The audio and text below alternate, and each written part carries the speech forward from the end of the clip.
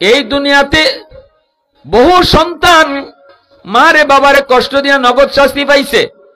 করাচির হযরত হাকিম আক্তার সাহেব করাচির মসজিদে নামাজ পড়েন, যুবকের হাত বাঁধা কাপড় দিয়া নামাজ বড় সুন্দর করে পড়লো। করাচির হযরত কই, যুবক সুন্দর করে নামাজ পড়ছো কিন্তু হাত কাপড় দিয়ে ফেসানো কেন?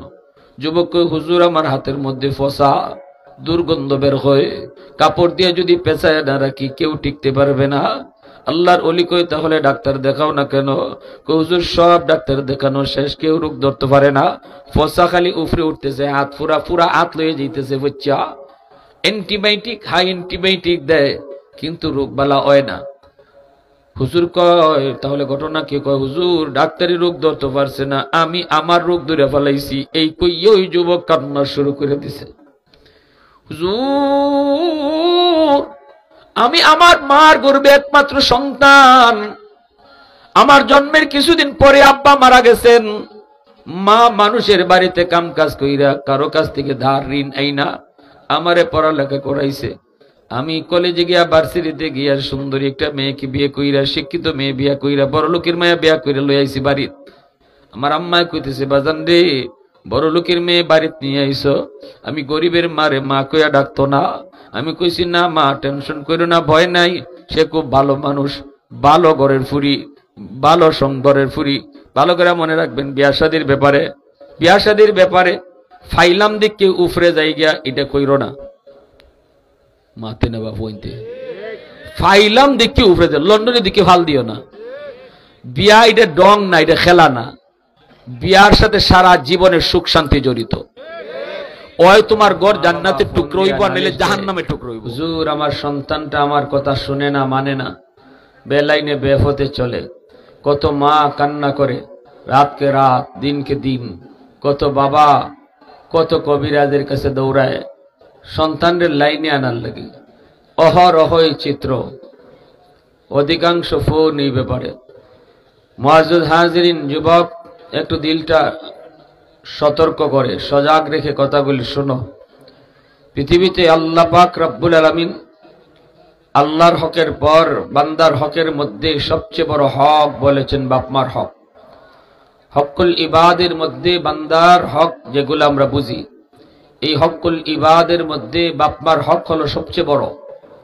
এজন্য আল্লাহ কোরআনুল করিমের আমার তিলাওয়াতকৃত আয়াত সূরাতুল লুকমানের এই আয়াতে কারিমা আল্লাহ বলেন, আমি আল্লাহর শুকরিয়া আদায় করো। এরপরে আল্লাহ বলেন, তোমরা তোমাদের মা বাবার শুকরিয়া আদায় করো। আল্লাহ তার হকটা আগে বলছেন যে আমি আল্লাহর হক আদায় করো, এরপরেই বলতেছেন বাপমার হক আদায় করো। সুবহানাল্লাহ করে বলে। সূরা বাকারাতে আল্লাহ পাক বলেন, ওয়াসআলুনাকা মাযা ইউনফিকুন কুল মা আনফাকতুম মিন খায়র ফালিল ওয়ালিদাইনি ওয়াল আকরাবিন। আল্লাহ পাক বলেন, আমার আপনার নবীরে আল্লাহ সম্বোধন করে বলেন, বন্ধু মানুষ তোমার কাছে জানতে চায় কোন কোন জায়গায় তার টাকা পয়সা খরচ করবে, কোন কোন জায়গায় তার সম্পদ ব্যয় করবে, কোন কোন জায়গায় তার পয়সা খরচ করবে।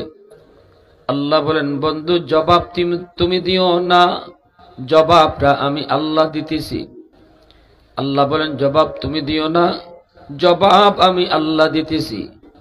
জানায় দাও, সম্পদ সবার আগে মার জন্য বাবার জন্য খরচ হবে। নির্দেশটা দিয়েছেন কে? একটু জোরে আওয়াজ দিয়া কে? আল্লাহ পাক সম্পদ ব্যয় করার যতগুলি খাত বলেছেন, এর ভিতরে এক নাম্বার হলো মা বাবার জন্য সম্পদ ব্যয় করো। বাপ মার জন্য টাকা তুমি খরচ করো। বেতন পেয়েছো, বেতনের টাকা তোমার পকেটে এসেছে, এইবার তুমি টাকা খরচ করবে। ব্যবসা করেছো, ব্যবসার লাভের টাকা তোমার পকেটে এসেছে, এইবার তুমি টাকাটা খরচ করবে। কোন জায়গায় সবার আগে খরচ করবা? আল্লাহ বলে, সবার আগে মার জন্য বাবার জন্য খরচ করো। এ যুবক, শীতের কাপড়ের প্রয়োজন, তোমারও প্রয়োজন, স্ত্রীরও প্রয়োজন, মা বাবারও প্রয়োজন। শীতের কাপড় তোমার যেমন দরকার, তোমার সন্তানেরও দরকার, তোমার মারও দরকার, তোমার বাবারও দরকার। এবার আমার আল্লাহর সিদ্ধান্ত হলো কার শীতের কাপড়টা আগে কিনবা? আল্লাহ কয় মা বাবাটা তুমি আগে কিনো। আল্লাহু আকবার। সিদ্ধান্ত কার? জোরে কর না। বউটা আগে না মারটা আগে? ওষুধ যদি তোমার লাগে, তোমারও ওষুধ লাগে, তোমার বউয়েরও ওষুধ লাগে, বাচ্চা কাচ্চারও ওষুধ লাগে, মারও ওষুধ লাগে। এখন পকেটে টেকা আছে শুধু একজনের কিনতে পারবা, বাকি জনেরা কিনুন যেত না, পকেটে টেকা নাই। এবার কাঠটা তুমি আগে কিনবা। আল্লাহ শিখাইতেছেন, আল্লাহ সমাধান দিয়ে দিছেন। নিজেরটাও আগে নয়, বাচ্চার ওষুধ আগে নয়, সবার আগে মার ওষুধ কিনা লাগবে। সুবহানাল্লাহ। সিদ্ধান্ত কার? এই দুনিয়াতে বহু মানুষ, আল্লাহ পাক রব্বুল আলামিন বহু মানুষকে বাপমার খেদমতের কারণে তারে দুনিয়াতে অলি বানায়া দিছেন। আবার এই দুনিয়াতে বহু সন্তান বাপমার কলিজায় ব্যথা দেওয়ার কারণে দুনিয়াতেই ধ্বংস। একমাত্র কবিরা গুনাহ আছে এমন, যেই কবিরা গুনার শাস্তিটা আল্লাহ দুনিয়াতে নগদ দেয়। সেটা কি? উকুকুল ওয়ালিদাইন ফাইন্নাহু ইউআজ্জালু লিসাহিবিহি ক্বাবলাল মামাত। বাপমার অবাধ্য সন্তানের উপরে আল্লাহ যে শাস্তিটা দেয়, এই শাস্তিটা মরণের আগে দুনিয়াতে নগদ পায়। দুনিয়াতে যতগুলা গুনাহ আছে আল্লাহ পরকালে শাস্তি দিব, কিন্তু মা বাবার সাথে যেই সন্তানে খারাপ আচরণ করব, নবীজি বলেন এই সন্তানদের আল্লাহ দুনিয়াতে নগদ শাস্তি দিলেইব। একমাত্র 3 ব্যক্তির দোয়া রাসূল বলেছেন ডাইরেক্ট কবুল, দোয়া এবং বদদোয়া। 3 জনের দোয়া এবং বদদোয়া দুইটা আল্লাহর দরবারে সরাসরি কবুল। সে 3 ব্যক্তি কে লাগরা? সালাসাতুন দাওয়াতুম মুস্তাজাবাতুন লা শাক্কা ফীহ, দাওয়াতুল মাজলুম ওয়া দাওয়াতুল মুসাফির ওয়া দাওয়াতুল ওয়ালিদ আলা ওয়ালাদিহি। নবীজি বলেন 1 নাম্বার হলো মাজলুমের দোয়া বদদোয়া, 2 নাম্বার হলো মুসাফিরের দোয়া বদদোয়া, 3 নাম্বার হলো বাপ মার দোয়া বদদোয়া। এই 3 ব্যক্তি দোয়া দিল দোয়া কবুল, এই 3 ব্যক্তি বদদোয়া দিলে বদদোয়া কবুল।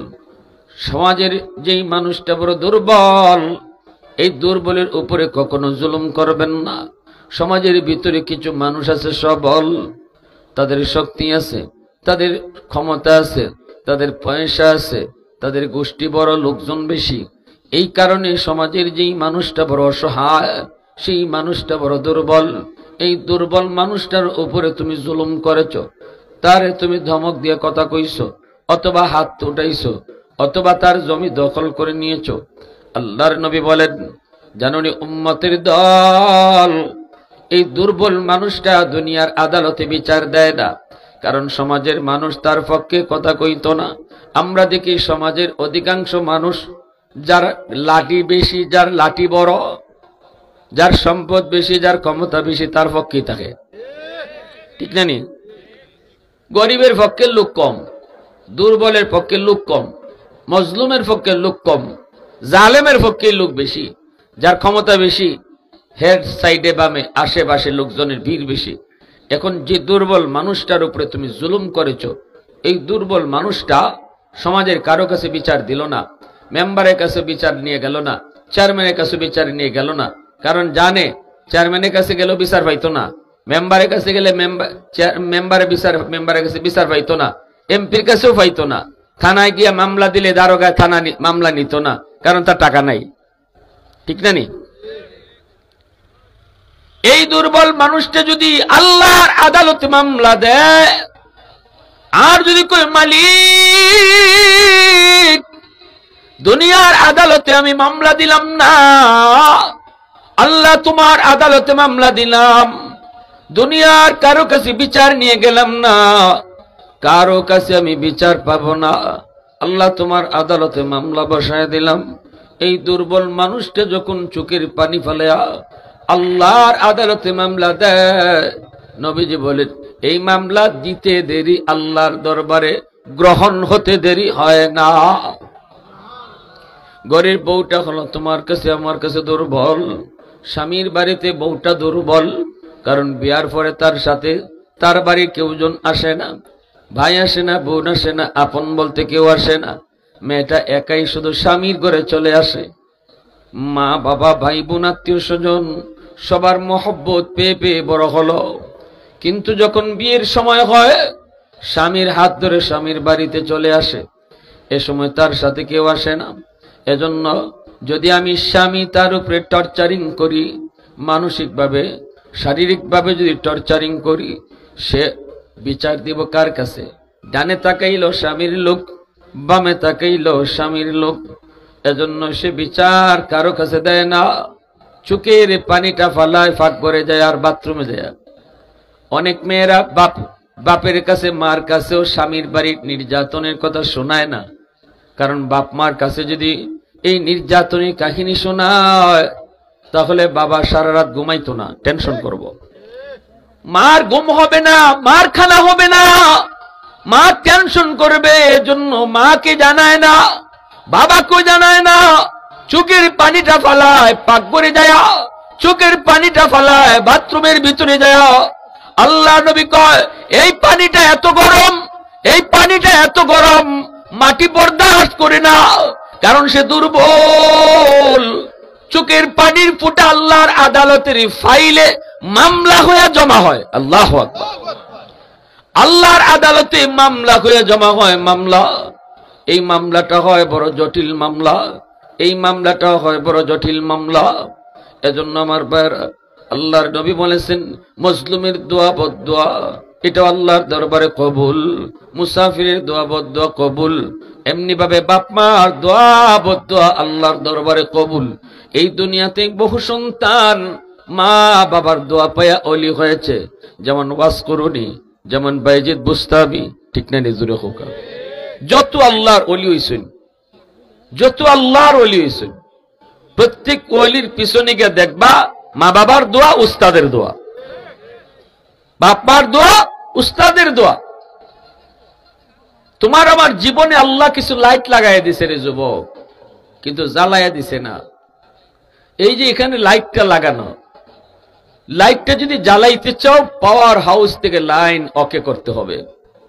যদি লাইন ওকে করো লাইট জ্বলবে, আর যদি লাইন কাটা থাকে, সারাদিন যদি এখানে মিস্ত্রি 5 জন না 10 জন মিললে খালি গুতাগুতি করে, লাইট জ্বলবো? জোরে খন। ঠিক তেমনি আমার আপনার প্রত্যেকের জীবনে আল্লাহ কিছু লাইট লাগাইয়া দিছে, জ্বালায়া দেয় নাই। জ্বালায়া দেওয়ার জন্য আল্লাহ বলছে জীবনের পাওয়ার হাউস থেকে লাইন ওকে করো। আমার আপনার জীবনের 1 নম্বর পাওয়ার হাউস হলো বাপ মা, 2 নম্বর হলো উস্তাদগণ, 3 নম্বর হলো এলাকার মুরব্বীরা, 4 নম্বর উলামায়ে কেরাম। এই 4টা জায়গা থেকে দোয়া নিয়ে যেই যুবক সামনে আগাইব, আল্লাহ তার জিন্দেগির বাতি জ্বালায় দিব। সুবহানাল্লাহ। দেখো, মুরব্বীদের সাথে বেয়াদবি কইরা জীবনে কোনোদিন লাইট জ্বালাইতে পারবা না। উলামায়ে কেরামের সাথে বেয়াদবি কইরা জীবনে কোনোদিন লাইট জ্বলতো না। বাপ মার কলিজা আঘাত দিয়া জীবনের সফলতার বাতি জ্বলবে না। যদি সফলতার বাতি জ্বালাইতে চাও তাহলে মা বাবার দোয়া নেও। এই জমিনে বহু মানুষ আল্লাহর ওলি হইছে, আবার এরকম বাপ মার বদদোয়া পাইয়া জমিনে ধ্বংস হইছে, জমিনে নগদ শাস্তি পাইছে। এরকম বাস্তব 2টা ঘটনা শুনাইমু। মনোযোগ কার কার আছে একটু হাত উঠে আল্লাহরা দেখান। আল্লাহ কবুল করো, জোরে কও আমিন, আর জোরে কও আমিন। আল্লাহ পাক কইছে, শোনো, ঘটনা শোনাইবার আগে একটা কথা কই, শুনেন। আল্লাহ বলে বাপ মার জন্য যারা দোয়া করবায় আমি আল্লাহ দোয়া শিখাই দেই। এবার দোয়া কইরো, রব্বির হামহুমা কামা রাব্বায়ানি সগীরা। এভাবে আমি আল্লাহর কাছে দোয়া চাইও। আল্লাহ যদি দোয়া কেমনে আমরা চাইতাম শিখায়া দেয়, তাহলে বোঝা গেল এবার চাইলে আল্লাহ একবারে নিঃসন্দেহে কবুল করব, ঠিক না? ফ্যাক্টরির মালিকে যদি কয় আমার কাছে তুমি চাকরি নিতে আইছো, আরো তো 100 জন আইছে, তো তোমার আমার পছন্দ হইছে, আমার কাছে দরখাস্ত কেমনে লিখতে হইলে আমি তোমার শিখাই দেই। ফ্যাক্টরির মালিক যে চাকরি নিব, সে যদি তোমার দরখাস্ত শিখাইয়া দেয়, তাইলে কিতা বুঝো আর কেউ চাকরি হোক না হোক তার যে ওই বইটার কোনো সন্দেহ আছে? কোনো সন্দেহ আছে? আল্লাহ দোয়া কবুল করবা, হি আল্লাহ যদি দোয়া শিখাইয়া দিন তাইলে বুঝা গেল এইবার দোয়া করলেই আল্লাহ কবুল করে নেব।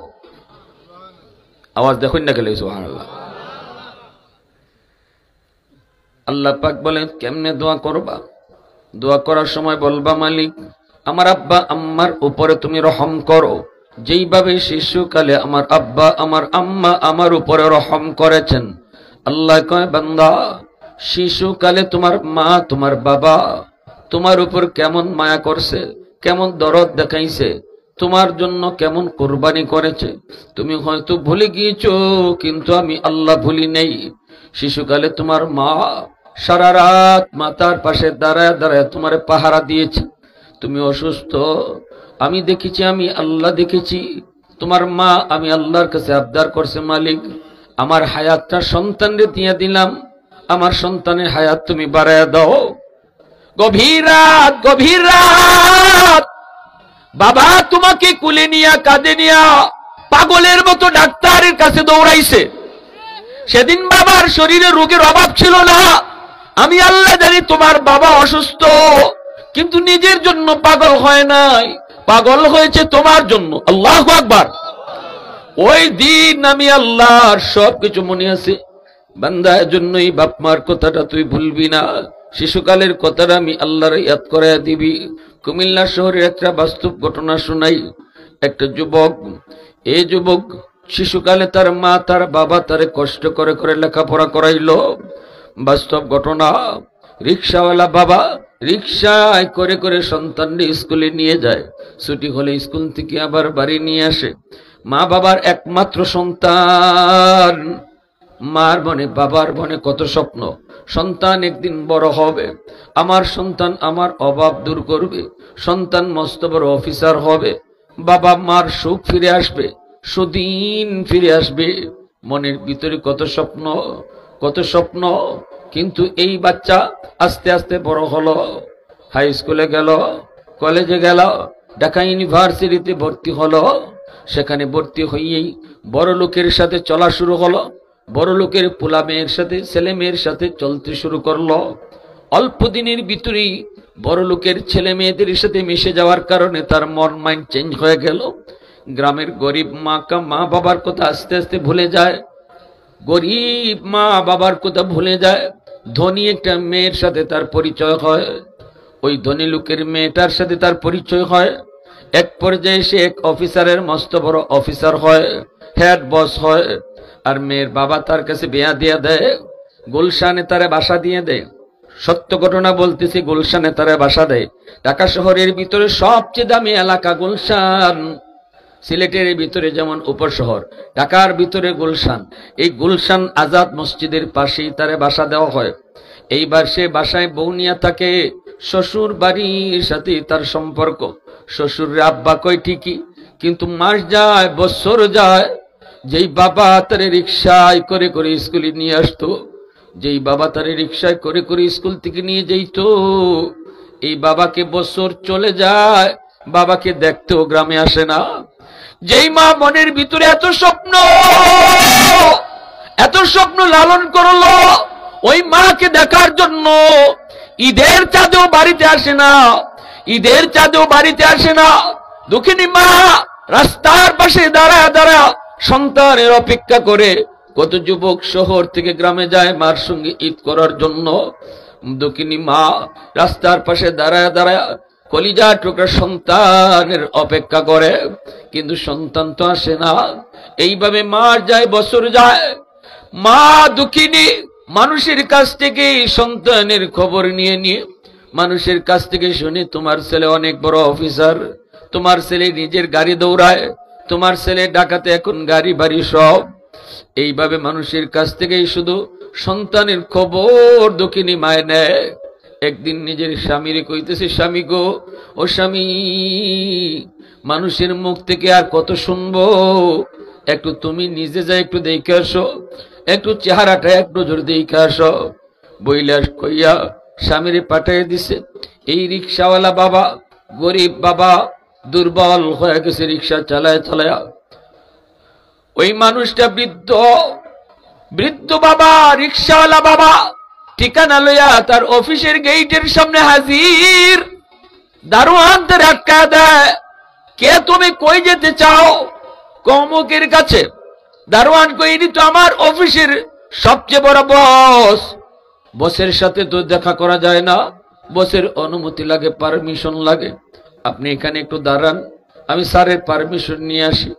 দারোয়ান গেল ভিতরে, যে বলতেছে, বস একটা গরিব মানুষ আপনার সাথে দেখা করার জন্য এসেছে, আমি গেইটে আটকায়া দিছি, আপনি পারমিশন দিলে অনুমতি দেব। রাখ, আমি সিসি ক্যামেরার মধ্যে দেখি। দারোয়ান জানে না এই বৃদ্ধ মানুষটা তার স্যারের বাবা। দারোয়ান মনে করছে কোনো ভিক্ষুক। দারোয়ান কয়, স্যার আপনি অনুমতি দিলে আমি তারে পাস দিব। কয়, রে দেখতেছি আমি সিসি ক্যামেরায় দেখি। সিসি ক্যামেরাটা ছেলে অন করে তাকায়া দেখি এই বুড়া মানুষটা আর কেউ না, এই বুড়া মানুষটাই হলো তার জন্মদাতা বাবা, যেই বাবা কষ্ট করে করে তার লেখাপড়া করাইছে। কিন্তু যুবক, গুনাহ যারা বেশি বেশি করে, এই গুনাহ করার কারণে দিল শক্ত হয়ে যায়, সহজে চোখ দিয়ে পানি আসে না, সহজে দিল নরম হয় না। বাবাকে দেখার পরেও তার দিল নরম হয় নাই, দিলটা অনেক শক্ত, তো শক্তই হয়ে গেছে। দারোয়ানকে পরিচয় দিল না। 500 টাকা দারোয়ানের হাতে দিয়া কয়, নে যাই, লোকটারে কইবে আমি খুব ব্যস্ত, দেখা করার টাইম নেই, দেখা করার সময় নেই, 500 টাকা দিয়ে দিবি, আর বলবি অন্যদিন আসলে দিমুনে। এই বইলা দারোয়ানকে দিয়া পাঠাইয়া দিছে। বাবা কই, বাজান রে, এ বাজান আমি ভিক্ষা নিতে আসি নাই, আমি তোমার স্যারের চেহারাটা এক নজর দেখতে এসেছি। আমি ভিক্ষুক না, আমি সাইল না, আমি সওয়াল করতে আসি নাই, আমি 500 টাকা 1000 টাকা নেওয়ার জন্য আসি নাই, এক নজর শুধু আমার সন্তানের চেহারা দেখতে এসেছি। আমি ওই কলিজার টুকরো সন্তানের চেহারা দেখতে এসেছি, যেই ছেলেটাকে রিকশায় করে করে স্কুলে নিয়ে বড় করলাম। আজকে যেই ছেলের কারণে আমার বিবি তার মা সন্তান কইরা কইরা বিছানায় পড়ে কান্না করে, ওই ছেলেটার এক নজর দেখতে এসেছি। দারোয়ান তখন চিৎকার দিয়া মাটিতে বসে গেছে। দারোয়ান কই, চাচা আপনি আমার স্যারের বাবা হন? বলে হ। দারোয়ান, চা আফসোস করে লাভ নাই, ছেলে আর আপনার নাই। 20,000 টাকা মাসে বেতন পাই, 5,000 টাকা আমার খরচের জন্য শুধু রাখি, 15,000 টাকা আমার আব্বা আম্মার জন্য গ্রামে পাঠিয়ে দিই। আর আমার স্যারে 2 লক্ষ টাকা বেতন পায়, আপনার 500 টাকা দিয়ে বিদায় করে। চাচা কান্না করেন না। দারোয়ান চোখের পানিটা মুইসা দিয়ে বিদায় দেয়। এইদিকে বাবা যখন শুনছে, বাবারে কইতেছে, বাবা একটু যাও না, আগে আঁকো, তোমার আব্বা এসে দেখা করার জন্য। দারোয়ান কান্না করে আর কই, চাচা কইয়া লাভ হবে না, আপনি যে আমার স্যারের আব্বা, এটা আমার স্যারে ভালো করে দেখছে, সিসি ক্যামেরার মধ্যে দেখছে, অতএব পরিচয় শোনায় লাভ নাই, লাভ নাই, লাভ নাই, লাভ নাই, আপনি চলে যান। এই কথা বলতেই বাবা দাঁড়ানো থেকে মাটিতে বসে গেল, কপালে হাতটা রেখে কই, মালিক তোমার দরবারে বদদুয়া দিলাম না, মালিক তোমার দরবারে হেদায়েতের দোয়া করি, আমার সন্তানরে তুমি বুঝ দিও, হেদায়েত দান কইর। বাড়ির দিকে রওনা দিয়ে দিছে যুবক। এইদিকে তার মা দাঁড়া রইছে, স্বামী আসবে। স্বামীর দিকেই দৌড়ে গে বিবি জড়ায় ধরছে, স্বামী গো কও না আমার সন্তানের চেহারাটা কেমন, কেমন দেখে এসেছো, কও না, তুমি কও না। বাবা তো ছেলেরে দেখতেই পারে নাই, কেমনে বিবিরে কইব চেহারাটা কেমন, কেমনে কইব, চোখ দিয়ে টলমল টলমল করে চোখের পানি পড়তেছে বাবার। এইদিকে স্বামীর বারবার শুধু জিগাইতেছে। স্বামী এক পর্যায়ে ডাক দেয়া কই, বিবি গো, ও বিবি কি কইমু, চেহারা দেখলে তো কইমু, চেহারা দেখলে তো কইমু, চেহারাটা কেমন? তোমার ছেলে মস্ত বড় অফিসার, মস্ত বড় অফিসার, আমার সাথে দেখা করার টাইম তার নাই, গেট থেকে আমারে ফিরাইয়া দিছে। 500 টাকা দিছে, আমি আনি নাই। আমাকে সিসি ক্যামেরায় দেখছে, সে চিনছে, এরপরও দেখা করে নাই। এই কথা বলতেই দুঃখিনী মার কলিজাটা ছিঁড়ে গেল, কলিজাটা ছিঁড়ে গেল। বসাত দাঁড়ানো থেকে মাও বসে গেল। এ শিক্ষিত মা, শিক্ষিত বাবা, যদিও অভাবী কিন্তু জ্ঞান আছে। মায় কই মালিক বদ্ধ দিলাম না, আলেমদের জবানে শুনছি বাপ মা যদি বদ্ধ দেয় কবুল হয়ে যায়। আল্লাহ আমার আর কোনো সন্তান নাই, কষ্ট পাইছি এরপর বদ্ধ দেই না। আল্লাহ তুমি আমার সন্তানকে বুঝ দিও, বুঝ দিও। আল্লাহ আল্লাহ তুমি আমার সন্তানকে বুঝ দিও। এই বইলা মায় বাবা দুইজন, একজন আরেকজনে দুইরা বাড়িতে চলে আসছে। এইদিকে দিন যায়, মাস যায়, বছর যায়, রমজান মাস হাজির। ওই যুবক জুম্মার নামাজ পড়ার জন্য গুলশান আজাদ মসজিদে ঢুকলো। তখন গুলশান আজাদ মসজিদে জুম্মার নামাজ এখনো পড়ান যাত্রাবাড়ির হযরত মাহমুদুল হাসান দামাত বারকাতুহু, আল্লাহর বহুত বড় ওলি। ইনি জুম্মার নামাজ পড়ান গুলশান আজাদ মসজিদে। জুম্মার দিন রমজান মাস, খুতবার আগে তিনি বয়ানে মিম্বরে বসছেন। ওই অবস্থায় যুবক মসজিদের ভিতরে ঢুকছে নামাজ পড়ার জন্য। নামাজ পড়ার জন্য ঢুকতেই দেখে মিম্বরের মধ্যে বসা আল্লাহর ওলি। এই দিনে ওনার বয়ান ছিল মা বাবার খেদমত। এত সুন্দর করে করে কথাগুলি বলতেছেন, এত সুন্দর করে করে কথাগুলি বলতেছেন, এত হিট দিয়ে আঘাত করে কথাগুলি বলতেছেন। প্রতিটা কথাই যুবকের কলিজার মধ্যে তীরের মতো লাগতেছে। যুবক মনে করতেছে যেন আল্লাহর ওলি তারে টার্গেট করে কথাগুলি বলতেছেন। কারণ আমার রাসূল বলেছে, যেই সন্তানের উপরে তার মা নারাজ, মা বাবা নারাজ, এই সন্তানের সারা জীবনের সব নামাজ রোজা হজ যাকাত লইয়াও যদি আল্লাহর সামনে দাঁড়ায় আর তার বিরুদ্ধে বাপ মার মামলা থাকে, কোনো দিন তার আমল লয়ে আসে জান্নাত পাবে না। এমন ভাবে কথাগুলি দিলের ভিতরে লাগলো। যুবক কান্না শুরু করে দেয়, সেজদার মধ্যেও যে কান্না করে। এইবার যুবক কান্না করে আর কই, মালিক আমি মস্ত বড় ভুল করে ফেলেছি, আল্লাহ তুমি আমারে সুযোগ দিবাইনি। আল্লাহ আমার মার কাছে বাবার কাছে মাপ চাওয়ার সুযোগ তুমি দিবাইনি। এই বলে যুবক জুম্মার নামাজটা কোন রকম পড়ছে। নামাজের ভিতরে যুবকের দিল ঘুরাইয়া দিছে কে? একটু জোরে আওয়াজ দিয়ে বলো কে? ওই যে বাপ মায় কইছিল আল্লাহ তুমি বুঝ দিও, আল্লাহ বুঝটা দিয়া দিছে। উসিলা হলো একজন আলেমের বয়ান। আল্লাহু আকবার, জোরে কও।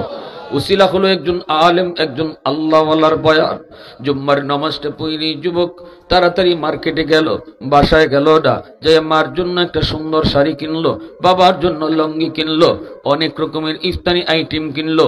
আর শুধু কাঁদতেছে, শুধু কাঁদতেছে, চোখ দিয়ে শুধু পানি পড়ে। শুধু আল্লাহরে কয়, মালিক আমারে তুমি মাফ করো, আমার আব্বা আম্মার কাছে মাফ চাওয়ার সুযোগটা দিবাইনি। জানি না গো মালিক, জানি না আমার মা দুনিয়ায় জীবিত আছেনি না নাই, জানি না গো মালিক বাবা দুনিয়াতে জীবিত আছেনি না নাই। আল্লাহ তুমি আমার মাপ চাওয়ার সুযোগটা দিবাইনি। এই বইলা সে বিভিন্ন রকমের ইফতারি বাজার সদাই লইয়া কুমিল্লা গ্রামের দিকে রওনা দিয়ে দিল। তখনকার সময় 2টা ফেরি পার হওয়া লাগতো। এই 2টা ফেরি পার হতে হতে অনেক দেরি হয়ে গেল। যুবক কুমিল্লা শহরে যখন পৌঁছল তখন তারাবির নামাজ শেষ।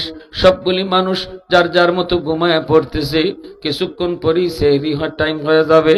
ওই অবস্থায় শহরে ভিতরে ঢুইকা যুবক ডানে বামে খুঁজতেছে, কোনো রিক্সানি পাওয়া যায়। গ্রামে তো যাওয়া লাগবে। মানুষজন জিজ্ঞেস করে, মানুষরা কয় যুবক এত রাতে কেউ তোমাকে নিয়ে গ্রামে যাবে না, কেউ এখন রিক্সা টানবে না, কারণ কিছুক্ষণ পরে সেহরির টাইম। সবাই যার যার মতো নিয়ে সবাই ঘুমায় পড়ছে। যুবক কান্না করে আর কয়, কও আমি কেমনে যাব, আমার যাওয়া লাগবে। আমার মা দুনিয়া আসেনি না, নাই আমি জানি না, আমার যে কোনো মূল্যে গ্রামে যাইতে হবে। একজন মানুষে ডাক দিয়ে কয়, যুবক মনে হয় একটা রিক্সাওয়ালা তোমারে নিয়ে যাইতে পারে। আমরা তারে দেখেছি রাতের অন্ধকারেও সে মাঝে মাঝে টিপ দেয়, কারণ তার টাকার বড় প্রয়োজন। গ্রামে তার বিবি বিছানায় পড়া, ওষুধ নিয়ে যাইতে হয়। এজন্য আমরা দেখেছি লোকটা সারা জীবন রিক্সা টেনে টেনে বাঁকা হয়ে গেছে, গুজা হয়ে গেছে। মনে হয় ওই লোকটা তোমাকে নিয়ে যাইতে পারে। একটু সামনের দিকে আগাও, দেখবা বড় একটা দোকানের সামনে রিক্সাটা রাইকা দোকানের বারান্দার মধ্যে বসে বসে রাত কাটায় দেয়।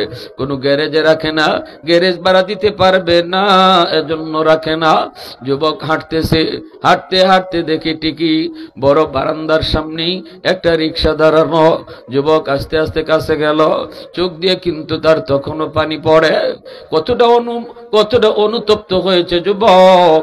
গেছে যে দেখি হয় একটা লোক, বুড়া লোক, মাফলার দিয়ে মুখটা পেঁচায় রাখছে, আর এইভাবে বইয়া বইয়া রাত কাটায় দিতেছে কাস্টমারের আশায়।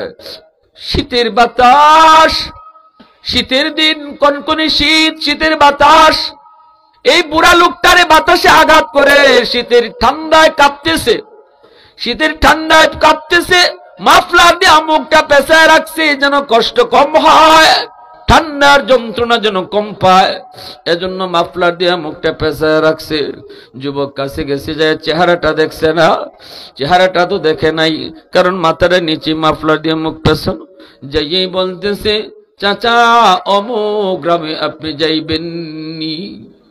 যেই মাত্র চাচা কয়া কয় অমুক গ্রামে যাইবেননি, সাথে সাথে বাবা সন্তানের কণ্ঠ চিনে ফেলেছে, কারণ রিক্সাওয়ালাই হলো তার বাবা।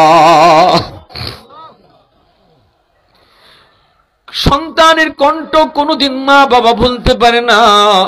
হাজারো বাচ্চার ভিতরে যখন মার বাচ্চাটায় ওয়া কোয়া এখন কান্না করে, তখন মা সন্তানের কণ্ঠ চিহ্নেই সন্তান চিনে ফেলে। কণ্ঠ কোনোদিন বাপ মায় ভুলে না, ভুলে না। যখনই কইছি চাচা অমুক গ্রামে যাইবেননি, সাথে সাথে বাবায় সন্তানের কণ্ঠ চিনে ফেলেছে, বুঝে ফেলেছে। এইবার বাবা মাথাটা না তুইলা মাথাটা নিচের দিকে রাইকেই মাফলার দিয়ে মুখটা ঢাকা রাইকেই বলতেছে, হ বাজান যাইমু। ছেলে কইতেছে, বাড়া কত দেওয়া লাগবে? বাপে তখন চোখ দেখায় না, মুখ দেখায় না। বাড়ার কথাটা কইতেই বাবার চোখ দিয়া দর দর করে পানি পড়ে। বাবার মনে পড়ে গেছে, বাবা জীবনে কতদিন তোমার রিক্সায় তুলেছি বাবা, কোনো দিন ভাড়া নেই নাই, ভাড়া দিতে হয় নাই তোমার। আজকে বাবার রিক্সায় উঠবা, ভাড়া কত লাগবে বাবারে জিগাও। বাবা কিছু জবাব দেয় না। জবাব না দিয়ে বাপে কয়, বাজান রে, জীবনে কত মানুষের কাছ থেকেই তো ভাড়া নিলাম না, আজকে তোমার কাছ থেকেও আমি ভাড়া নিব না। ছেলে কই, না আমি আপনাকে ডাবল ভাড়া দিব।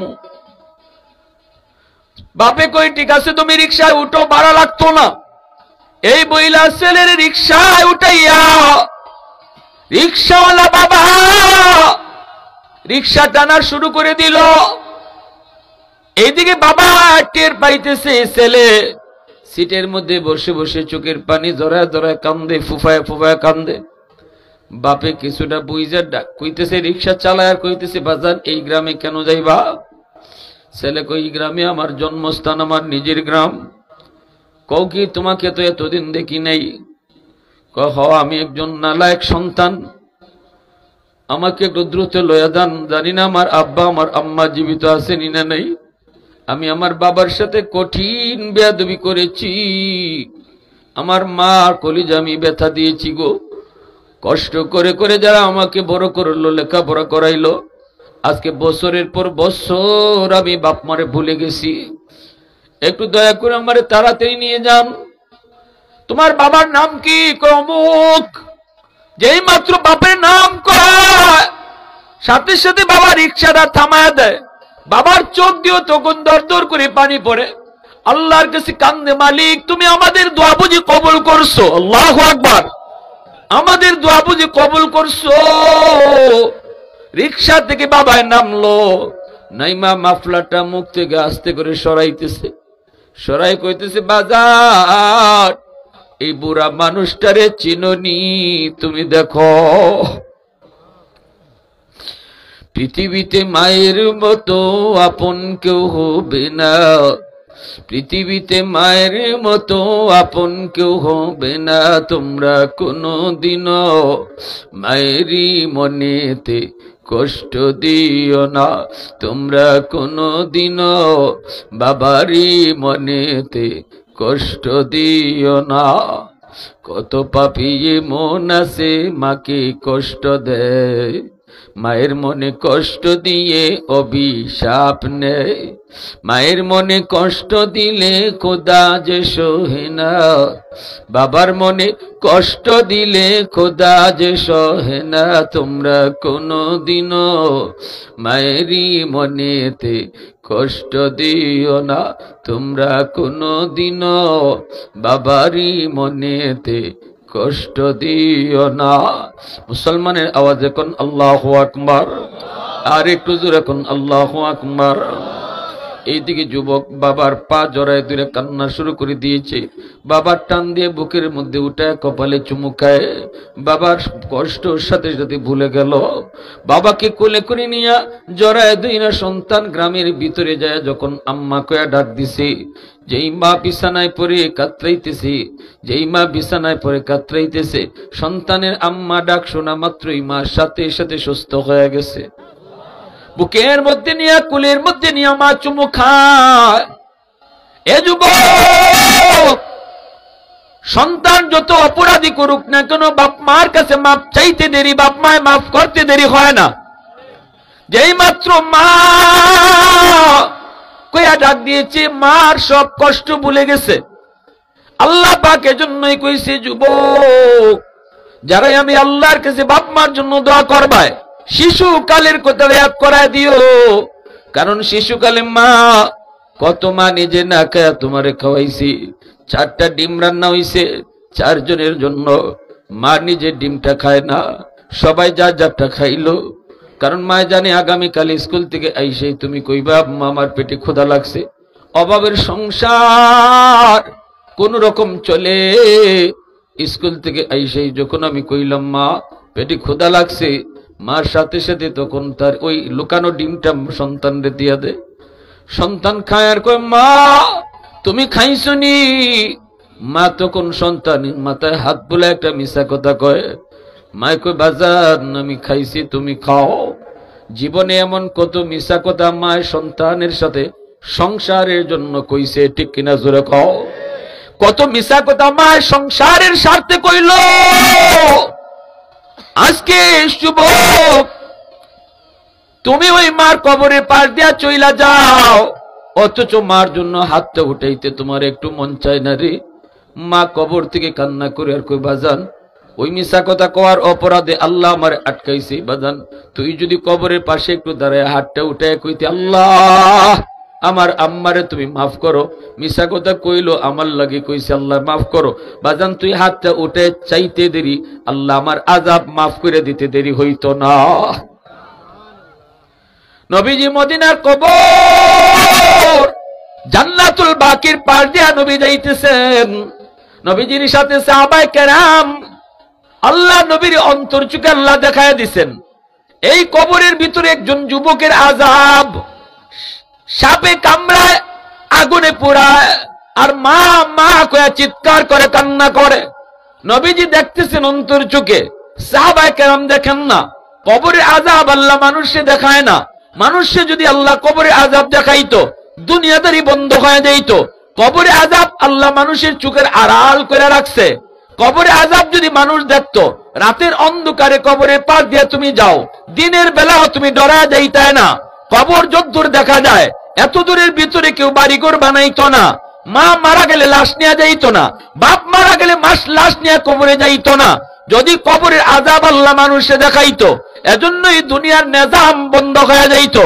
আল্লাহ মানুষের চোখের আড়াল করে রাখছে। নবীকে আল্লাহ দেখাইছে কবরের ভিতরে যুবকের আযাব। আল্লাহ নবী রহমতের নবী এইবার আযাবটা দেখা মাত্রই সাহাবায়ে কেরামদেরকে বলেন, সাহাবীরা রে এই যুবকের আযাব হইতেছে কবরে। আমি রহমতের নবী আল্লাহর দরবারে হাত উঠায় সুপারিশ করমু, তোমরা আমার সাথে আমিন আমিন বলবা। সাহাবায়ে কেরাম নবীর সাথে হাত উঠাইছেন। নবীজি আল্লাহর কাছে যুবকের আযাব মাফ হয় যেন আল্লাহর কাছে সুপারিশ করলেন। সাহাবায়ে কেরাম আমিন বললেন, কিন্তু যুবকের আযাব বন্ধ হয় না। নবীজি আবারও হাত উঠাইছেন, আবারও সাহাবীর আমিন কইছেন, যুবকের আযাব বন্ধ হয় না। আবারও নবী হাত উঠাইছেন। এইভাবে 3 বার নবী হাত বাড়াইলেন। সাহাবায়ে কেরাম আমিন বললেন, যুবকের আযাব বন্ধ হয় না, আযাব তো বন্ধ হয় না। এবার আল্লাহ পাক রব্বুল আলামিনের কাছে নবী জানতে চায়, মালিক, ও মালিক কোনা, আমার হাতের দাম কি তোমার দরবারে কমে গেছে? আল্লাহ কয়, না বন্ধু, তোমার হাতের দাম কমে যায় নাই। গন্ডগোল হলো এই যুবকের মা এখনো দুনিয়ায় জীবিত। মা সন্তানরে মাপ দেয় নাই, কারণ এই ছেলে মারে বড় কষ্ট দিয়েছে, মারে জুলুম করেছে, মার উপরে হাত উঠাইছে, মার পিঠের মধ্যে মারছে। মরণের সময়টা তো মা তারে মাপ দিছে না, এত কষ্ট মার কলি যায়। ও বন্ধু, আমি আল্লাহ সিদ্ধান্ত নিয়েছি, যতক্ষণ পর্যন্ত তার মা তারে মাফ না দিব, আমি আল্লাহ তোমার সুপারিশও কবুল করব না। প্রশংসা করব কার? একটু আওয়াজ দিয়া কও না কার? আর একটু জোরে মালিকের নাম কার? ওয়াহদাত কি হিফাজত নেহি বেকুওতে বাজু, वहदत की हिफाजत नहीं बेकुवत बाजू, आती लिखी कुछ कामी हक़ खुदा दात, ऐ मर्द खुदा तुझको कुव्वत नहीं हासिल, जा बैठ किसी गार में अल्लाह को कर याद, ये सच है कि बातिल की तरफदार नहीं हम, गद्दार न समझो गम गद्दार नहीं हम, फूलों की तरह नरम मिजाज अपना है नजर, हम तीरी नहीं नेज़ा व तलवार नहीं हम, हम तीरी नहीं नेज़ा व तलवार नहीं हम। সাথে সাথে নবীজি কয়, সাহাবীরা দ্রুত যাও, তার মাকে যায় ডাক দাও, আমি নবীর সালাম পৌঁছাও। সাহাবায়ে কেরাম ওই মহিলার কাছে যায় নবীর সালাম পৌঁছায় দিলেন। নবীজির সালাম শোনা মাত্রই মহিলা নবীর দরবারে হাজির। আল্লাহর নবী বলতেছেন, মা গো, কবরটা তুমি চিনোনি? মহিলায় কই, নবী গো চিনি, এটা হলো আমার সন্তানের কবর।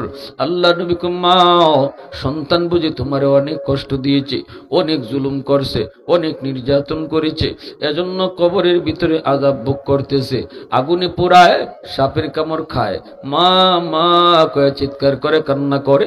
আল্লাহ আমাকে অন্তর চোখে দেখায় দিছে গো মা, আমি তার জন্য সুপারিশ করেছি, একবার নয়, 2 বার নয়, 3 বার, কিন্তু আল্লাহ আমার সুপারিশটা আল্লাহ কবুল করে নেই। আল্লাহ সাফ সাফ জানায় দিছে, মা, তুমি যদি তার মাফ না করো তাহলে আযাব বন্ধ হবে না। ওগো মা, আমি নবী তোমার কাছে সুপারিশ করি, সন্তানটারে তুমি মাফ করে দাও।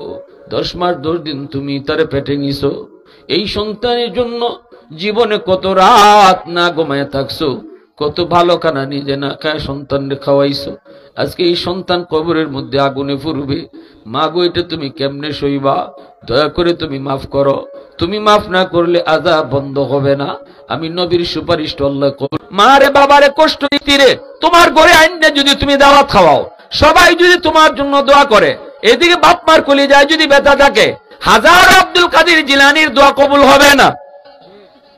কারণ নবীর দোয়া যেখানে কবুল হয় নাই, হাজারো জিলানী নবীর পায়ের ধুলার সমানও না। আরো জোরে কও ঠিক কিনা? সারা দুনিয়ার মানুষ তোমার উপরে খুশি, কিন্তু মা খুশি না, বাবা খুশি না, আল্লাহ তোমার উপর খুশি না। রাদার রাব্বি ফি রাদাল ওয়ালিদাইন ওয়া সাখাতুর রাব্বি ফি সাখাতিল ওয়ালিদাইন।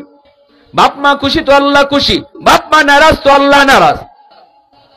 নবীজি এবার যদি বলেন, মা তুমি তারে মাফ করে দাও, মহিলা তখনই মাথাটা নিচের দিকে দিয়ে দিল, চোখটা আর নবীর দিকে তাকায় না, মাথাটা নিচের দিকে দিয়ে মা কিছুক্ষণ নিচে তাকায় আর নবীর দিকে তাকাইলো। দেখা যায় মার চোখ দিয়ে দর দর করে পানি পড়ে। মায় কান্দে আর কই, নবী গো, আমি আরে মাফ করবো না গো নবী, আমার পিঠে এখনো মাইরের দাগ আছে। নাউজুবিল্লাহ কইতে আরো জোরে খ। বউয়ের কথায় আমি মারে এমন মাইর মারছি গো নবী, প্রতি রাত আমারে মারতো, প্রতি রাত আমারে মারতো, মরার আগের রাতটা তো আমারে মারছে। এজন্য আমি এর মাপ দিব না, মাপ দিব না। এখনো আমার পিঠে মাইরির যন্ত্রণা আছে। আল্লাহর নবীর চোখ দিয়ে দর দর করে পানি পড়ে, নবীও কান্দে। এইবার নবী টেনশনে পড়ে গেলেন, যুবককে কেমনে নবী মাফ করাইবেন? তুমি তো রহমতের নবী, রহমতের নবী তো এইভাবে পাশ দিয়ে যেতে পারেন না, একটা না একটা ব্যবস্থা তো করতেই হয়। সাথে সাথে নবী আল্লাহর কাছে আবদার করে, মালিক একটা আবদার করি, এটা তুমি অন্তত রাইখো। আল্লাহ কই, কি আবদার কও? নবী কই, মালিক আমারে তুমি যেইভাবে কবরের আযাবটা দেখায়া দিছো, এইভাবে তার মারেও তুমি দেখায়া দাও। কারণ আমি নবীর মন বলি, মা যদি নিজের চোখে সন্তানের কষ্ট দেখে তাহলে মার দিল নরম হয়ে যাবে। আল্লাহ পাক কই, দোস্ত তোমার এই সুপারিশটা আমি কবুল করলাম। আল্লাহু আকবার, জোরে কও। সাথে সাথে মার চোখের সামনে আল্লাহ পাক রব্বুল আলামিন ওই কবরে আযাবের দৃশ্যটা আমার চোখের সামনে আল্লাহ তুলে ধরলেন। এখন নবীও দেখতেছে, মায়ও দেখে। সাহাবীরা আযাব দেখে না, কিন্তু নবী দেখেন আর মায় দেখতেছে। মা যেই মাত্র দেখছে সন্তানের কবরে আযাব হয়, আর মা মা কয়ে চিৎকার করে কান্দে। সাথে সাথে মার কলিজার মধ্যে গিয়ে লাগছে। কারণ পৃথিবীতে বাপ সন্তানের সাথে মার এমন একটা রক্তের সম্পর্ক রে যুবক, বিদেশ বাড়িতে সন্তান যদি মারা যায়, দুনিয়ার কেউ না জানলেও সবার আগে মায় টের পায়। আওয়াজ দেয়া কো ঠিক কিনা? এটা রক্তের বাঁধন, এটা রক্তের বাঁধন, এটা টেলিফোন লাগে না, এই সম্পর্কের মধ্যে কোনো কানেকশন লাগে না, এটা অদৃশ্য কানেকশন। আল্লাহু আকবার। মা যেই মাত্র দেখছে যুবকের কবরের ভিতরে আযাব, সাথে সাথে মা দিলটা নরম হয়ে গেছে। এমনি মা চিৎকার দেয়া কয়, নবী গো, আমি তো বুঝি নাই আমার সন্তান এত কষ্টে আছে গো নবী। কেমনে আমি মারে মা মা কয়ে ডাকতেছে। ওগো নবী, আমার দিলের ভিতরে যত ব্যথা ছিল সব আমি ভুলে গেছি। সাথে সাথে আল্লাহ যুবকের আযাব আল্লাহ বন্ধ করে দিছে। এজন্য বলি যুবক, এই দুনিয়াতে বহু সন্তান মারে বাবারে কষ্ট দিয়া নগদ শাস্তি পাইছে। করাচির হযরত হাকিম আক্তার সাহেব করাচির মসজিদে নামাজ পড়েন, যুবকের হাত বাঁধা কাপড় দিয়া নামাজ বড় সুন্দর করে পড়লো। করাচির হযরত কই, যুবক সুন্দর করে নামাজ পড়ছো কিন্তু হাত কাপড় দিয়ে ফেসানো কেন? যুবক কই, হুজুর আমার হাতের মধ্যে ফসা, দুর্গন্ধ বের হয়, কাপড় দিয়ে যদি পেঁচায় না রাখি কেউ টিকতে পারবে না। আল্লাহর ওলি কই, তাহলে ডাক্তার দেখাও না কেন?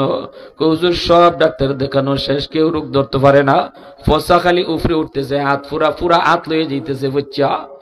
অ্যান্টিবায়োটিক হাই অ্যান্টিবায়োটিক দেয় কিন্তু রোগ বালা হয় না। হুজুর কয়, তাহলে ঘটনা কি? কয়, হুজুর ডাক্তারি রোগ ধরতে পারছে না, আমি আমার রোগ ধরে ফেলাইছি। এই কইয়ে ওই যুবক কান্না শুরু করে দিছে। হুজুর, আমি আমার মার গর্ভে একমাত্র সন্তান, আমার জন্মের কিছুদিন পরে আব্বা মারা গেছেন। মা মানুষের বাড়িতে কাম কাজ কইরা কারো কাছ থেকে ধার ঋণ আইনা আমারে পড়ালেখা করাইছে। আমি কলেজে গিয়া ভার্সিটিতে গিয়া সুন্দরী একটা মেয়েকে বিয়ে কইরা, শিক্ষিত মেয়ে বিয়া কইরা, বড় লোকের মায়া বিয়া কইরা লই আইছি বাড়িত। আমার আম্মায় কইতেছে, বাজান রে, বড় লোকের মেয়ে বাড়িত নিয়ে আইছো, আমি গরিবের মারে মা কইয়া ডাকতো না। আমি কইছি, না মা টেনশন করো না, ভয় নাই, সে খুব ভালো মানুষ, ভালো ঘরের ফুরি, ভালো সংঘরের ফুরি। ভালো করে মনে রাখবেন, বিয়া শাদীর ব্যাপারে ফাইলাম দিক কেউ উফরে যাই গিয়া এটা কইরো না, মাতে নেবা পইতে ফাইলাম দিকে উফরে যায়, লন্ডনের দিকে ফাল দিও না। বিয়া এটা ডং না, এটা খেলা না। বিয়ার সাথে সারা জীবনের সুখ শান্তি জড়িত। ওই তোমার ঘর জান্নাতের টুকরো হইব, আর নাইলে জাহান্নামের টুকরো হইব। লন্ডনের সুখ দিত না, লন্ডনে আরাম দিত না, শান্তি দিত না। বউ যদি তেরা বেড়া হয়, বউ যদি আর তেরা বেড়া তো তুমি খুঁজবা, তুমি যদি তেরা বেড়া খুঁজো তো তেরা বেড়া ভাইবা। গিয়া যদি খাও গান কয়টা জানো, নাইস জানো নি, তে নাচন্য বেরিয়ে ভাইবা।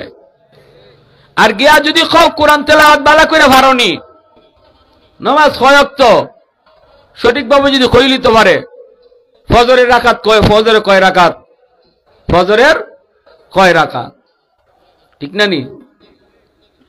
তাই কই 10 রাকাত। ফজরে কয় রাকাত? নানি আসলা দাঁড়া, নানি খুব চালাক, নানি কয় তুই খালি আমার পাশ আজকে লাগে ফজরে যে 4 রাকাত এটা আমার একা লাই কছি জামাই রেখো। নানি কি জাত নানি চিন্তা করুন, ফজরের যে 4 রাকাত নামাজ এটা আমার একা লাই কস জামাই রেখো হেরা রেখো।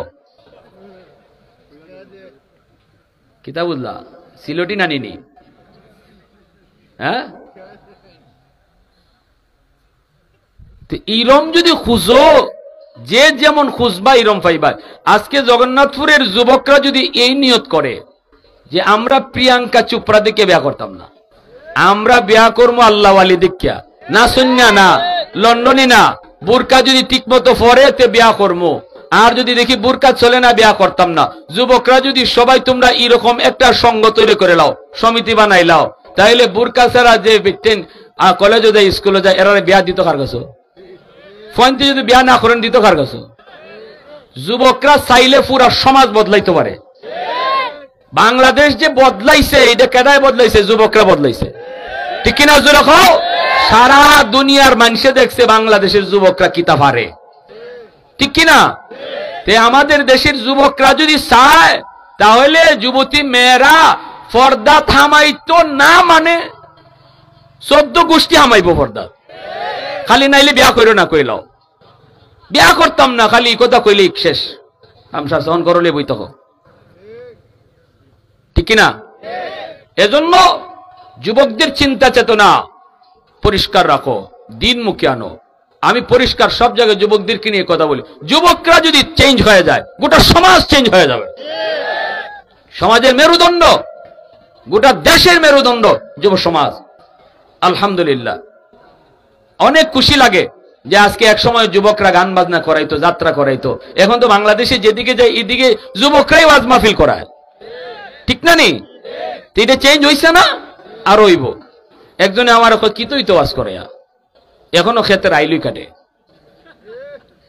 আমি কইলাম ক্ষেতের আইল কাটে না, যদি ওয়াজ না থাকতো তো এখন তো আছে ক্ষেতের আইল, তোমার খল্লা কাটলো না। ওয়াজের কারণে ক্ষেত আছে, আর ওয়াজ না থাকলে তোমার খল্লা কাটলো না। কে আইল কাটা? মানুষের খল্লা কাটা। ওয়াজে এদ্দুর বাসায় রাখছে, যে পরিমাণে গুনার আওয়াজ হয় এই পরিমাণে আল্লাহ রসুলের আওয়াজ হয় তো না? লাগে গড়ে গড়ে মোবাইল চলতেছে, প্রতিনিয়ত গান বাজতেছে, নাটক সিনেমা চলতেছে, প্রতিদিন গুনার আওয়াজ, মুহূর্তে মুহূর্তে গুনার আওয়াজ। সেই অনুপাতে কোরআন হাদিসের আওয়াজ কদ্দূর হয়? এরপরও কিছু মানুষ খালি ওয়াজ দেখি হইতো, ওয়াজ দেখি হইতো, তোমার মাথা হইতো, ওয়াজ দেখি হইতো। এর দূর যে সমাজ বাচ্চা আছে টিকে আছে এটা ওয়াজের উসিলায়। এতটুকু তো চেঞ্জ হয়েছে। এক সময় তো আমরা ছোটবেলা দেখছি খালি খালি যাত্রা আর যাত্রা, সারা রাত পর্যন্ত যাত্রার মাঝে গিয়া গান বাজনা শুনছেন, আর খাইতার সাহেব আসলা খালি যাত্রা ফ্যান্ডেল ভাঙ্গা, ঠিক না? নি মুজাহিদে জামান আল্লাহর ওলি, আল্লাহ তুমি তোমার ওলির কবরকে জান্নাতের উচ্চ মাকাম বানায় দাও। আরো জোরে আল্লাহু আকবার। আল্লাহ, আমার ভাই আমি তো শুনছি হুজুর যে ভাই যাই তাই বা গেলে পুরোই যাত্রা আগে শেষ। ওই সিলেট এক্সিবিশন হয়েছে জিয়াউর রহমানের আমলে, তাই এই সময় পুরা টাটকা যুবক আমরা উস্তাদরা হইছেন, গেছেন। তখন সব হুজুররা বড় বড় মাইক লইয়া লইয়া বড় বড় স্লোগান দিতেছে, গরম গরম বক্তৃতা দিতেছে। এইদিকে নাইস ঠিকই চলছে, আর হুজুরদের মিটিং ওই দিকে চলছে, কিন্তু সাহস করে কেউ যাইতে পারে না। প্রেসিডেন্টের নির্দেশ পুলিশের উপরে যে যে হামাইতে চাইব এর বুকে গুলি করবায়। দুই দিকে পুলিশ বন্দুকের নল ধরে দাঁড়াই রয়েছে, যে আইয়া এই যাত্রা ভাঙতে চাইব তারে গুলির অর্ডার। এখন উলামায়ে কেরাম তারা হাম তাম ধাম সবই চলছে, কিন্তু সাহস নেই কেউ সামনে যাওয়ার। খাইতে সব স্টেজে উঠতেছেন গিয়া উঠতে ওখানে খালি গীতা ওয়াজও হই, ওখানে খালি বক্তৃতা হই, চলো আমার লগে, কেউ গেলে গেলায় না গেলে নাই, আমি একা যাইমো। কই টাইম যখন আটা শুরু করছেন পিছনে এখন হাজার হাজার আলেম ওলামা, সামনে গেছেন পুলিশের দ্বারও গেছেন। আমরা উস্তাদরা যারা দেখছেন সরাসরি তারা কইছেন খাইতে সাহেব দ্বারও গিয়া পুলিশের বন্দুকের নলের সামনে গিয়া এইভাবে পাঞ্জাবির বুতামটা টান দিয়ে ছিঁড়ছেন, টাস টাস করে উঠছে, টান দিয়ে ছিঁড়ে এখন গুল্লি কর নাইলে রাস্তা স্যার। ও মাতে না বা বুঝলাম না, তুমি সেদ বেদ নাই মনে হইতেছে। আল্লাহু আকবার কওমিয়া ইয়া ইয়া মা গজব।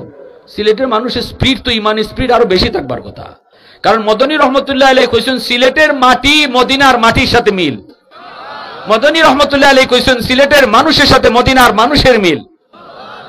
এত বড় সার্টিফিকেট কুতবুল আলম দিয়া গেছেন।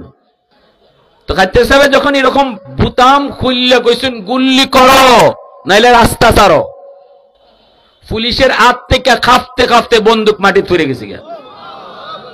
একজনের বন্দুক আর আত নাই, সব মাটিত পড়ছে বন্দুক। দৌড় দিয়া গেছেন গিয়ে স্টেজে উঠছেন, যেখানে নাচেন নর্তকীরা, উঠতে ওই মাইকটা হাতে লইয়া কইন, ও ভাই হও এক টিন কেরাসিন একটা ম্যাচ এক্সিবিশন শেষ। ওই লাগাই দিছেন আগুন, টিন আর কেরাসিন আর ম্যাচ দিয়া লাগাই দিছেন আগুন। ও নর্তকী হল গায়িক হল, তো কোনটা কোন বাজে দৌড়ে ভাগতো, কেডায় কার দৌড় দেখে, ঠিক না নিজে রেখো প্যারে হাজিরিন। কিন্তু এই এখন তো যদি এই যুগ থাকতো তে যে আমরা কোন দশা হইল না, কারণ খাইতার সাপ তো আর নাই, সাবের জায়গা তো আরেক সাব আর আইছে না। ইরম যুগ যদি এখন থাকতো কিতা যে হইল না। কিন্তু আল্লাহর রহমত এই ওয়াজ মাহফিলের কারণে এটা এখন মানুষের মাথার থেকে একবারই হয়ে গেছে গা, ঠিক না নি? তে ফায়দা নাই কেমনে, নাই কেমনে? আমার ভাইরা বলতেছিলাম, তাই কইতেছেন যে তোমারে চলো অন্য ডাক্তার দেখাই, এই ফসন ভালো হইব। যুবক কয় না হুজুর, আমি আমার মার কথা না মান্না এই ধনির ফুরিরে বেয়া করে আনছি, আর কলেজ আমি যখন অফিস থেকে আসলে পরে আমার মার বিরুদ্ধে আমারে নালিশ দেয়। একদিন দুই দিন গেছে আমি শুনছি না কথা, কিন্তু তৃতীয় দিন, কারণ বউ তো ভালোবাসে বেয়া করছি, তার কথা শুননা আমি মার রুমে গিয়ে ঢুকিয়া মার গায়ে হাত উঠাই ফেলছি। নাউজুবিল্লাহ। যেই মাত্র মার গায়ে হাত উঠেছি এমনি মায় কয় বাজান, যেই হাত দিয়ে তুই মারে মারছ এই হাতটা মা তোর চুমায়া চুমায়া বড় করছে। আজকে এই হাত দিয়ে বুঝি তুই মারে মারলি, ঠিক আছে এই হাতটা যেন আল্লাহ ফসায়া দেয়। নাউজুবিল্লাহ।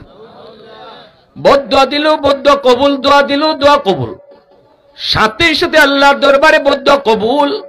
যুবক কই হুজুর কিছুদিন পরে আমি দেখলাম আমার হাতের মধ্যে একটা ফোড়া দেখা দিয়েছে, এই ফোড়া থেকে পচন শুরু হয়েছে, এত দুর্গন্ধ বের হয়। এই পচন ভালো করার জন্য অ্যান্টিবায়োটিক, হাই অ্যান্টিবায়োটিক দেওয়া হলো, কিন্তু কোনোভাবেই পচন ভালো হয় না, এই ফসা ভালো হয় না। ডাক্তাররা কয় আমরা তো কিছুই বুঝলাম না, কেন তোমার ফসা ভালো হয় না? আমি বলছি ডাক্তার আমি রোগ ধরে লাইছি, আমার রোগ হইল আসমানে, চিকিৎসা চলছে জমিনে, আগুন লাগছে শেরপুর, ফানি দেয় ফরিদপুর, জীবনে কোনোদিন এই আগুন নিববে না। হুজুর আমি আমার মার গায়ে হাত উঠাইছিলাম, এইবার এই ফসন এমন ফসা, এখন এলাকার মানুষেরা আমাকে এলাকা থেকে বের করে দিছে। সুন্দরী বউ, যেই বউয়ের মায়ায় পড়ে আমি মার গায়ে হাত উঠাইছি, এই বউটাও বাপের বাড়ি চলে গেছে। এখন আমি রাস্তায় রাস্তায় ঘুরি, মসজিদে মসজিদে কান্দি, হুজুর আল্লাহ আমারে মাফ করবনি। এ যুবক একটা হাদিস তোমারে শোনায় সান্ত্বনা দেই, আল্লাহর ওলিও এই হাদিসটা শোনাইছেন, আবু দাউদ শরীফের রাওয়ায়াত, মান যারা কবর আবাওয়াইহি ফি কুল্লি জুমআতিন গুফিরা লাহু কুতিবা বাররান। নবীজি বলেন জুম্মার দিন যদি কোনো সন্তান বাপ মার কবর জিয়ারত করে, আল্লাহ পাক ওই কবর জিয়ারতের উসিলায় দুনিয়ায় যদি সে অনিচ্ছায় বাপ মারে কষ্ট দিয়া থাকে, এই কবর জিয়ারতের উসিলায় আল্লাহ তারে মাফ করে দিবে। বাধ্য সন্তানের তালিকাভুক্ত আল্লাহ বানায় দিব জুম্মার দিন যদি কবর জিয়ারত করি। কারা কারা রাজি আছে একটু হাত উঠে আল্লাহরে দেখাও, আল্লাহ কবুল করো। আর যার বাপ মা দুনিয়ায় জীবিত আছেন, রসুল বলেন রাতের বেলা ঘুমাইবার আগে বাপ মারে যে সন্তানে খুশি করে ঘুমাইব, তার জন্য সকাল হইতেই জান্নাতের দরজা খোলা। আর যদি এই রাত্রে সন্তানের মৃত্যু হয়, যে এই রাত্রে মা বাবারে খুশি করে ঘুমাইছে, তাহলে আর কোনো আমল না থাকলো এই আমলের উসিলা আল্লাহ তারে জান্নাত দিয়ে দিব। খুশি করার তরিকাটা কি আমি কয়ে দিই, আজকে গিয়ে মশারিটা টানায় দিবাই বাপ মার নিজেরা, বউ রাতে করায়ও না, অন্য কেউ রাতে না, মা বাবার মশারিটা নিজে টানায় দিবাই। যদি গিয়া দেখো মা মশারি টানানি ওই গেছি গিয়া, তে মার মাথার পাশে বৈশা একটু তেল দিও, মাথার পায়ের মধ্যে একটু তেল লাগাই দিও, বাবার মাথার পাশে বৈশাখ কপালে হাতটা রেখে কই আব্বা শরীরটা এখন কেমন লাগে, অথবা বাবার কপালটার মধ্যে একটু হাত দিয়া একটু তেল কপালে লাগাই দিও। তাল্লাতে লাগাই দিও। এই যে এতটুকু করছো, বাবার দিল কিন্তু খুশি হয়ে গেছে। রাসূল বলেন, মান আসবাহা মুতিআন লিল্লাহি ফি ওয়ালিদাইহি আসবাহা লাহু বাবানে মাফতুহানে মিনাল জান্নাহ। এই রাত যেই যুবক মারে বাবারে এতটুকু খুশ করে ঘুমাইছে, সকাল হতেই তার জন্য জান্নাতের দরজা আল্লাহ খুলে দিছে। কারা কারা রাজি আছি? আল্লাহ তুমি কবুল করো। সবাই বলেন আমিন। আর